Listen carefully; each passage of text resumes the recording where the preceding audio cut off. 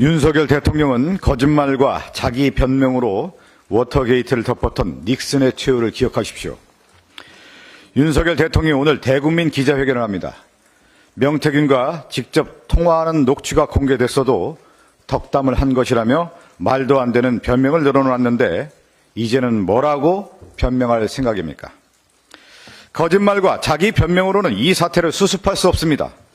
마음에도 없는 사과와 권력 유지를 위한 정략적인 제안도 국민이 받아들이지 않을 것입니다. 윤석열 대통령은 워터게이트 사건의 폭로가 이어지던 1973년 11월 닉슨의 기자회견을 기억해야 합니다.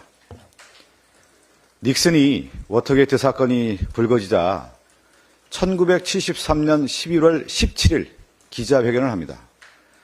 1년 전에 1972년 11월 7일 날 대통령 재선에 성공을 하게 되는데 워터게이트 사건이 불거지고 1년이 지난 시점 1973년 11월 17일 기자회견을 하면서 닉슨의 워딩은 두 가지였습니다. 하나는 잘 모른다.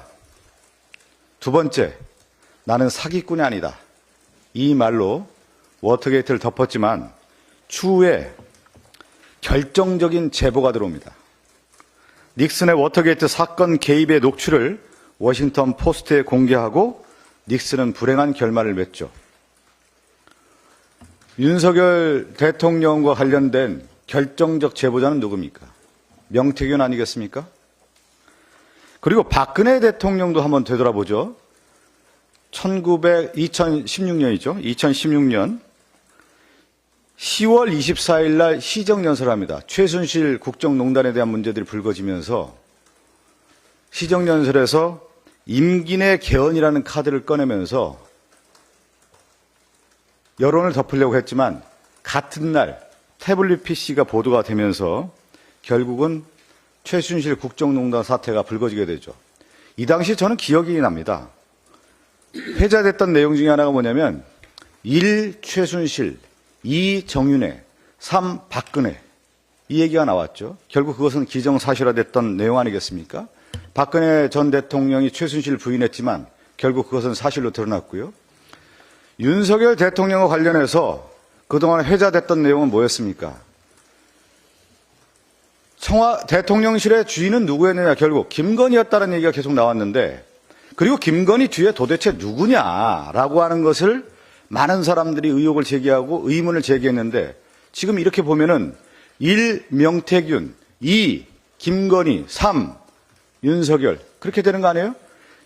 김건희 여사가 분명히 얘기하지 않습니까?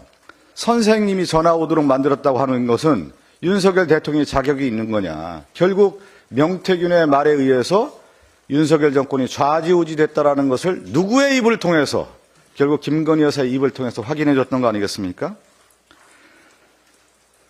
적당한 수준으로 사과하고 때우고 변명으로 때우고 거짓말로 때운다고 진실이 가려지지 않을 것입니다.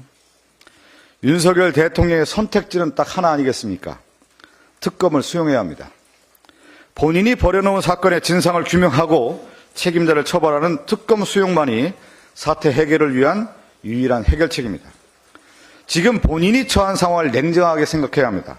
대통령 지지율은 10%대로 떨어졌고 정부 기관 중에 대통령의 말을 듣는 자는 일부 정치 검사밖에 없습니다. 사실상 무정부 상태나 다름없을 정도로 지금 권위가 상실된 것이 지금 윤석열 정권의 민낯입니다. 트럼프 대통령의 귀환으로 국제정세 급변이 예상되는데 대통령은 자기 가족의 방탄 유해에는 아무것도 신경 쓰지 않는 모습입니다. 대한민국이 그야말로 위기입니다. 특검을 수용하고 진상 규명에 협조하기 바랍니다. 그것이 윤석열 대통령, 윤석열 정권, 그리고 대한민국이 위기를 극복하기 위해서는 특검 수용만이 유일한 길임을 다시 한번 말씀드립니다.